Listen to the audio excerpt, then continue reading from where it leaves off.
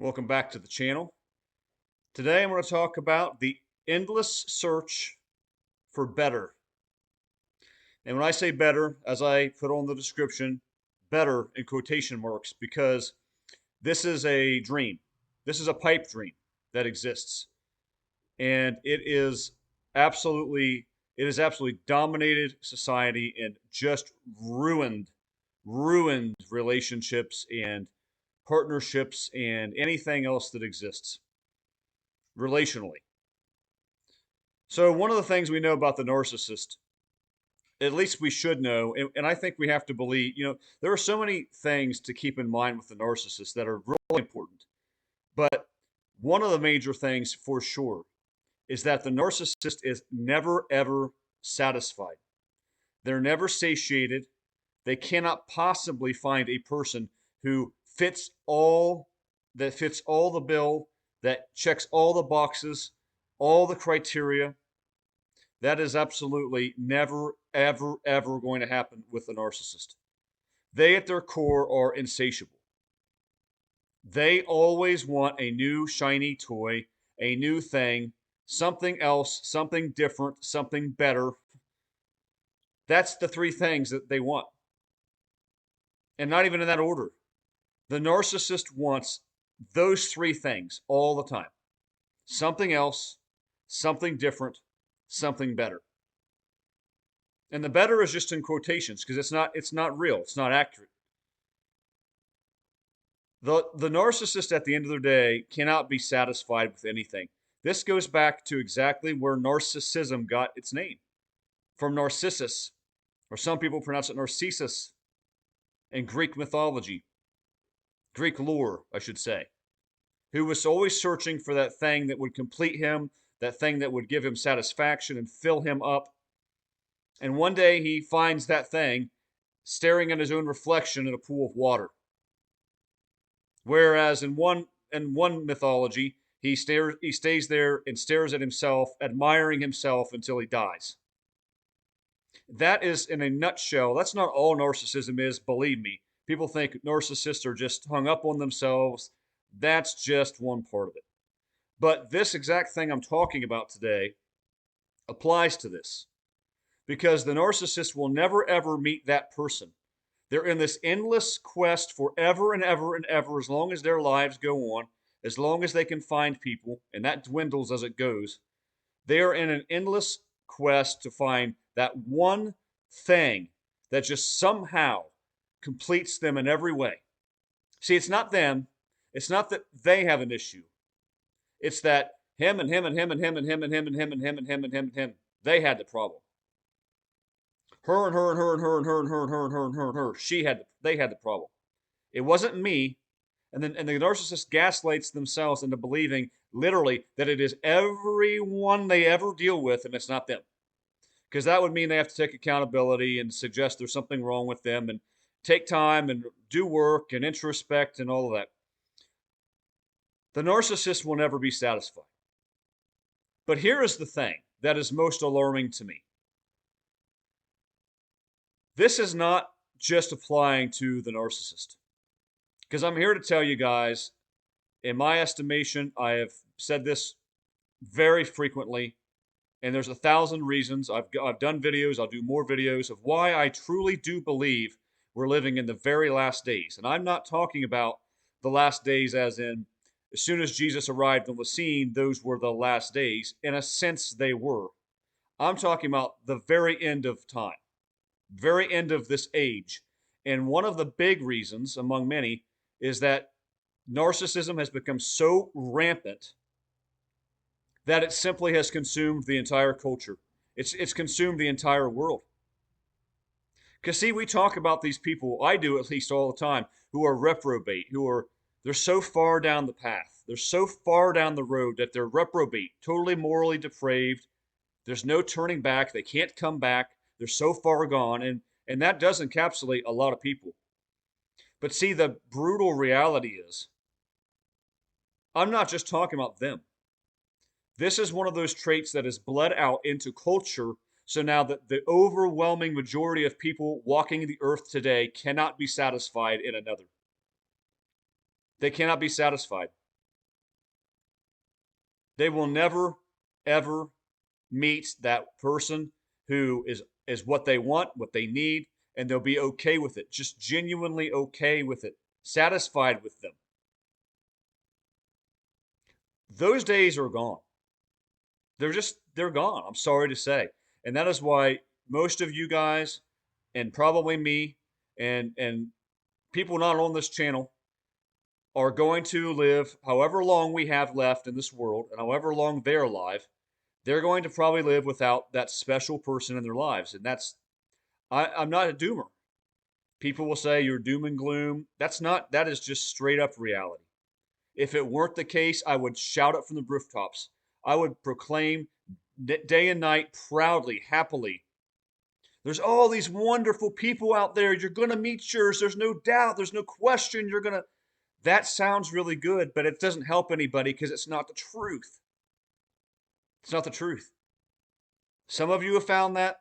Some others of you will find that. I may even find that. All of that's unlikely. Because culture has become so heavily narcissistic that the average man and woman today are absolutely insatiable. Some of you guys understand this, some of you don't, because say you have been with somebody for a long time, especially if you're of older generations. So I'm 40. I am right at that point. When I talk about this stuff, I say it is generally the age of about 45 years old and under, although it stretches beyond that in many cases, generally about 45 and under that are so absolutely gone. And the younger you get, the farther down you get into your lower 30s, high 20s, low 20s, these people are even more shot than anyone else because culture is that bad. It's so corrupt. And the 45 and under crowd were born and raised in a world unlike anything ever before. And you want to know the fundamental reason why? And some of you guys know what I'm going to say. The fundamental reason why that 45 and under roughly is so radically different than any other group in all of world history is very simple.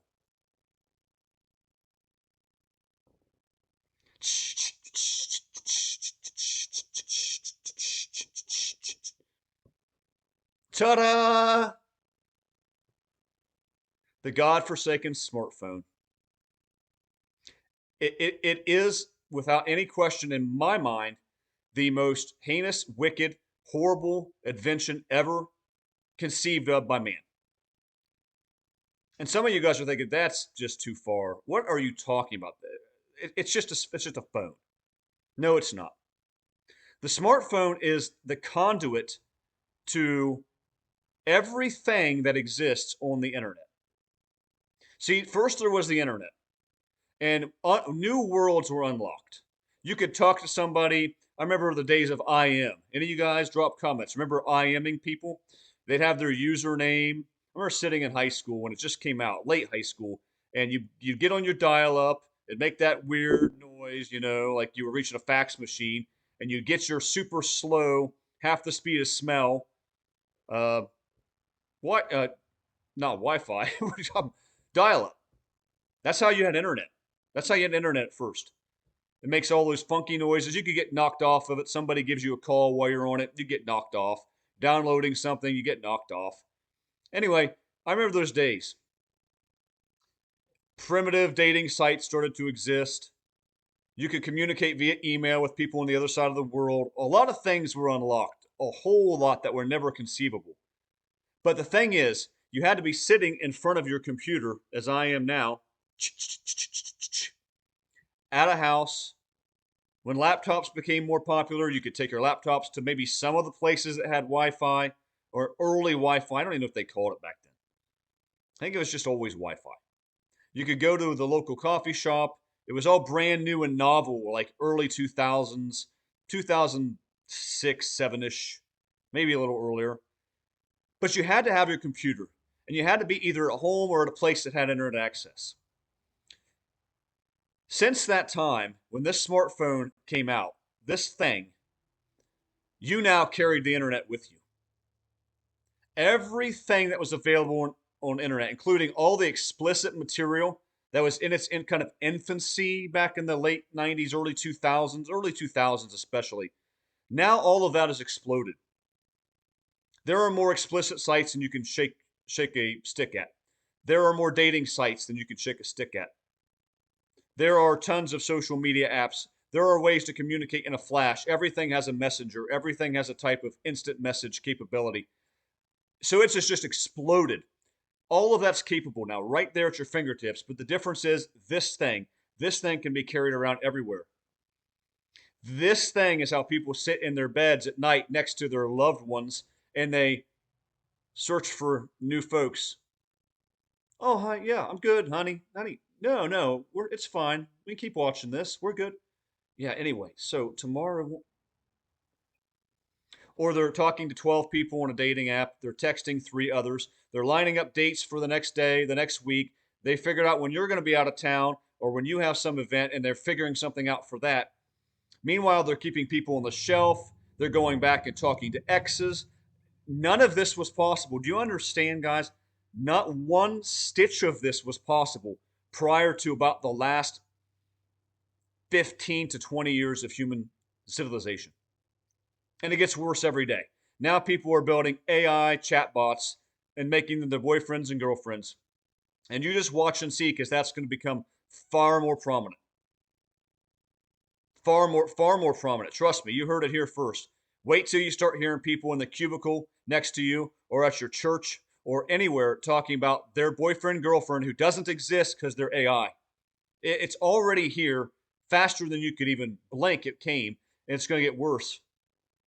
This thing enabled all of it to levels unfathomable prior in history. So now what we have is the world is on an endless search for something better. It's not just the hardcore narcissist, it's pretty much everybody in the world. Just about. Almost. Save for a small group. The narrow path, the small sliver that doesn't operate according to the ways of this world. Everybody else, which is 95, 6, 7, 8, 9, I don't know, percent of the world operates this way. It's extraordinarily narcissistic. And there will never be enough. It doesn't matter if you're in a talking stage with a person today, you just know for a certainty they're talking to countless other people. If you're dating somebody, they're dating other people most of the time. If you are a boyfriend girlfriend scenario, they are probably communicating with other people you don't know about behind your back, shelving, going back on the shelf. But the whole time, what they're thinking is they're comparing. They're comparing. Is the person I'm with right now, is the person I'm talking to or dating or engaged to or married to, are they as good as the person that I might be to find? This has destroyed people's minds. It's melted it completely. There is no such thing anymore as meeting one person. You both have an interest. You both start to build things up. It grows into a relationship. Maybe it even grows into a marriage. And he's about her and she's about him. And that's that. And they're both satisfied in one another. They don't need to go out and search for somebody else. They're not trailing along. They're not allowing 5 or 6 people to just kind of trail along, tossing them breadcrumbs out the back, holding hands with their person, tossing breadcrumbs out the back to the 10, 12, 15 people from the past, the person they met last week on the dating app. And guys, I would just tell you this. I wouldn't touch a dating app if my life depended on it, if my very life depended on it. And there's 1,000 reasons why. But let me guarantee you this. This is what we know. You meet someone on the dating app. You know for sure they're talking, texting, dating probably other people. There isn't any question about it. That's the whole purpose of the dating app, is to meet people and talk and text and date. So when you meet somebody on there, just know all you really did was throw your hat into the ring with about 5, 10, 15 other people. You're all jockeying, vying for their attention. And the people they're dealing with are dealing with other people. And you're probably dealing with other people. And everybody's just dealing with a bunch of other people. Do you know how screwed up that is? Do you know how out of sorts and out of whack that is? Nothing about that is sustainable. Nothing about that is going to flourish and work out. Those days, trust me when I tell you, if you meet someone on a dating app, they are talking to other people, probably dating other people, probably seeing other people, and they're not yours. And even if you get into a relationship with them, 9 times out of 10, they never left the dating app, or they will return to it because it's too exciting. It's too attractive. Too tempting is the word I'm looking for. Because anyone who's been on that dating app, especially women today who get about 7 times more attention than the average man, which is why men should never be on them. Not ever for any reason. They're thinking, what's the other things on there? This guy's pretty good. This girl's pretty good. They're pretty good, but I don't know what else is there. Who might be inboxing me? Who just joined today? Who joined last month? Who's going to join in a month? And they're always thinking they can trade up for something just a little better, just a little bit. This person has got the looks and ambition, and I like, where they live, but I don't like this. This person might have all of that, but I also like kind of their demeanor a little bit more. Well, this person might have all of that, but shoot, we can build on this. I mean, doesn't really have as nice a house as I'd like someone to have. So maybe I can get all of these factors that these people have, but then I can find those in another person that has a bigger house. Yeah, that's like more move-in ready for me and my kids. I swear to you, this is how things function today. This is the sick world. I'm not exaggerating at all. Do you think there's not a reason why so many people today, such as myself, many you know, are without their special person? This is exactly why. I'm telling you right now the biggest reason why that is. Because it's never enough. And if you're worried about whoever it is you're thinking of, that the narcissist, whoever it is, that has gone on and they're with somebody now, and you think, well, they finally found the right person and they finally got it, and it's gonna work, it's gonna flourish. Like I wasn't the right person, and they found them. No, they didn't. They're doing the same things. They're still thinking about the person's inadequacies. They're still comparing them to everyone on the dating app, every one of their exes, other people in their phone, other people that they will meet. And they're always just sitting there waiting. How can I trade up? Can I trade up for just a little bit better? I don't think I've maxed out. I haven't maxed out yet. They're great, but they're not. Mm, that is the heart of narcissism. That's why the narcissist is doomed, among 50 other reasons. They're on an endless quest for something that doesn't exist. I heard a comedian not too long ago, and it's one of those things that it's funny because it's true. And he was talking about women, but this applies to many men too. It- but he was basically saying, guys, the guy that these women want, okay? She don't exist out there nowhere but in their head. They don't even exist nowhere but in that woman's head. They want a born again dope dealer. They like the guy that likes to stay at home. He likes to stay at home, but he travels. He's a homebody, but he travels. And he starts putting all these things together, and it's like, yeah, all these things that don't make sense. They want a man who can lead, but you can't tell him what to do. All of this. But applies to the culture today. This is men, this is women, this is the culture. Nothing's enough. Nothing's ever good enough. People really believe in their disillusioned, delusional mind that they can find something better. You're not enough. I'm not enough. If you think that the narcissist found somebody that's enough, they didn't find somebody that's enough. These are just cold hard facts. This is why my advice to everyone out there who does not already have, by some miracle, by some act of God, which it does happen, a truly amazing partner, that spouse, husband, wife that you can spend your life with happily, reciprocally. You're both in it for each other. all in. You don't have eyes for anybody else. You're not doing any of this stuff. I just described about 0.5% of the population today. Everybody else who's not in that situation, do yourself a favor. Stop expecting that you're going to find this person. I'm not saying give up all hope that it exists. I'm not saying close yourself in, be closed off. What I'm saying is don't live as though that is an expectation for your life. Don't live as though that's just a foregone conclusion. Of course I'll find that person. What I suggest and advise, because it's so bad and because the desire to have someone, it can be so strong, it can basically run your life. You can be a good person, but who desperately wants somebody, and it can run your life. And you start to think, because I've been there at times in my life in the past. Maybe if I go to this event, like I'll meet that special person. Like maybe if I shop at this time at the grocery store, I'll see that cute person that I liked and I get to talk to them. Maybe if I do this, just all the right things, I'll come across. It's paralyzing. The freedom comes in understanding it's unlikely that that's going to happen at any point.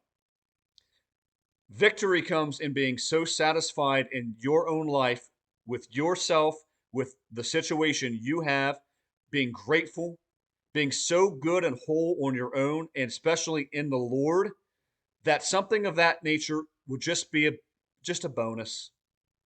Unlikely. Hey, I'm open to it. Great if it happens, just a bonus. It cannot be in the forethought, in the foreground of your mind. It cannot be there. It can't. Because guys, we live in a world today where nothing's ever enough for anybody. You can meet that person that you think is so amazing and hey, I finally found it. And 7 months go by, a year, two, and guess what? They're trading up for something they think is better. They think is better or newer. And a lot of people too, I want to caution you guys. A lot of people think it can never happen to me. Not with my husband, not my wife, not my boyfriend, not my girlfriend. Like they're not like that. They could not possibly do that. Some of you, that's true. Very, very few. For most of us, that's not the case. It can happen. It does happen all the time. Because there's too many temptations. There's too much, things get bumpy, things get dull, things get complacent, predictable, boring. I can return to the dating app. I wonder who just messaged me. You remember that person I talked to like 5 years ago? I saw them at the store the other day. I wonder what they're up to. And because of this, you can find out. And because of this, you can contact them if you want to. And you can start to get that monkey branch process started simply. It's just too much of a temptation for most people living today that it's going to happen sooner or later. Because in the back of their minds, most people today think there's always something better out there. So, guys, sorry to drop this truth bomb on you today. I'm not depressed about it. If it sounds like I am, I truly am not. I just understand the way that the world works in the last days, in this late hour. Trying to find a spouse, a good, valuable person you can spend your life with, that's like trying to find somebody in the days of Noah. That's like trying to find a good person in Sodom and Gomorrah. Not likely. And the illusion for most people is that there's always another option. There's always greener grass, greener pastures, and something better. So guys, hope you enjoyed this video. Drop comments below. Come at you with another one soon, maybe of a brighter note. Until then, God bless.